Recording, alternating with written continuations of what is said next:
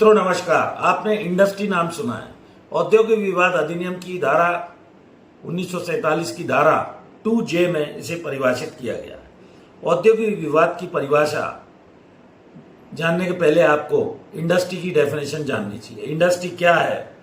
ये business, trade, undertaking 2J में दी गई है औद्योगिक विवाद अधिनियम 1947 की।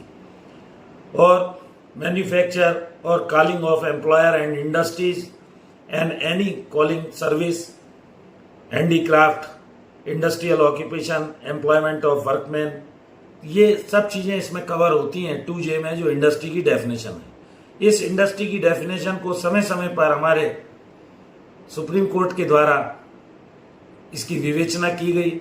मैं आज आपको औद्योगिक विवाद अधिनियम 1947 की धारा 2J का सबसे इंपॉर्टेंट केस लॉ, जो हमारे माननीय सर्वोच्च न्यायालय द्वारा apex court of the land द्वारा दिया गया है, उसे बताने जा रहा हूँ। लैंडमार्क जजमेंट है Bangalore water supply sewerage board versus A Rajappa 1978, supreme court 548 पर ये प्रकाशित है। 7 जजेस का ये बेंच का ये निर्णय है। 5:2 के रेशियो में दिया गया और इसमें कुछ महत्वपूर्ण बातें कही गई।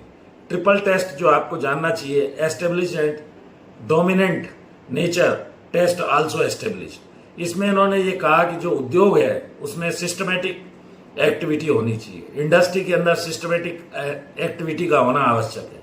दूसरा कहा कि ऑर्गेनाइज्ड बाय कोऑपरेशन, एक दूसरे के सहयोग से, एम्प्लॉयर एम्प्लॉय के सहयोग से। एम्प्लॉय अपना श्रम देता है, एम्प्लॉयर उसमें पूंजी लगाता है। कोऑपरेशन से ये इंडस्ट्रियल पीस के साथ आगे चलना चाहिए। तीसरा है production and distribution of good to the satisfy the human wishes and wants. जो भी काम उसके अंदर हो रहा है वो प्रोडक्शन का हो रहा है, डिस्ट्रीब्यूशन ऑफ गुड्स का हो रहा है, और उसके अंदर ह्यूमन विशेष को सेटिस्फाई किया जाना चाहिए।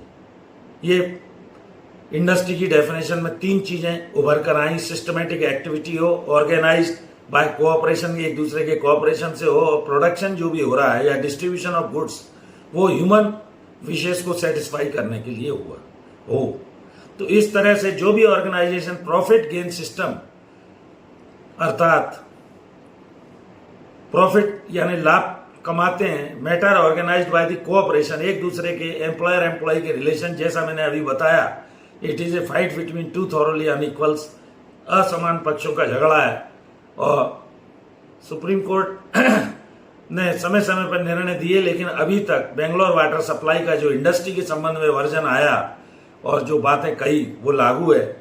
और डिस्ट्रीब्यूशन ऑफ ह्यूमन विशेष के लिए state of UP versus Jaiveer Singh का भी एक मामला 2005 सुप्रीम कोर्ट में गया था। तो इस तरह अभी तक इंडस्ट्री के लिए ये डेफिनेशन प्रिवेल कर रही है। और ये लैंडमार्क जजमेंट है जो आपको जानना चाहिए, Bangalore water supply of sewerage board versus A Rajappa 1978, supreme court 548।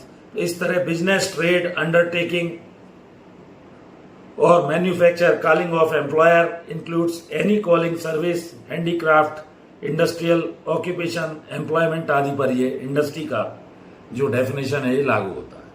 मैंने ये संक्षिप्त जानकारी दी, मैं हृदय से आभारी हूँ। जुड़ जाइए जिन लोगों ने अभी तक मेरे चैनल को सब्सक्राइब नहीं किया है, और विभिन्न विषयों पर आपको मैं छोटे छोटे वीडियोस के माध्यम से समझाने का प्रयास कर रहा हूँ। एक और अनुरोध, मेरी धर्मपत्नी श्रीमती अर्चना शर्मा का भी यूट्यूब पर एक चैनल अर्चना आरटी हब के नाम से, उसको भी उससे जुड़िए, उसके वीडियो देखिए, लाइक कीजिए, शेयर कीजिए। इस वीडियो में यहीं तक। Thank you for watching this video. नए विषय के साथ मिलते हैं। नमस्कार।